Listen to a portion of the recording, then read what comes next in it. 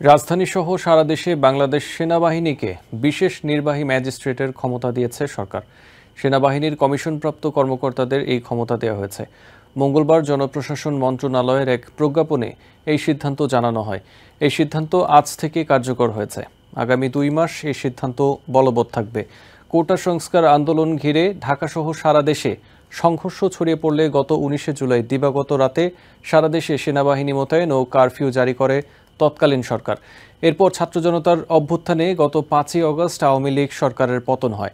3 দিনের মাথায় 8ই August Nobel বিজয়ী অর্থনীতিবিদ ডক্টর মোহাম্মদ ইউনূসের নেতৃত্বে অন্তর্বর্তী সরকার গঠিত হয়। সেনাবাহিনী দেশজুড়ে অন্যান্য বাহিনীর সদস্যদের সঙ্গে যৌথ অভিযানেও অংশ নিচ্ছে। হ্যালো ভিউয়ার্স, ধন্যবাদ TBN 24 এর সাথে থাকার জন্য। এমন আরও অনেক ভিডিও আর সর্বশেষ আপডেট পেতে সাবস্ক্রাইব করুন আমাদের ইউটিউব চ্যানেল TBN 24 এ।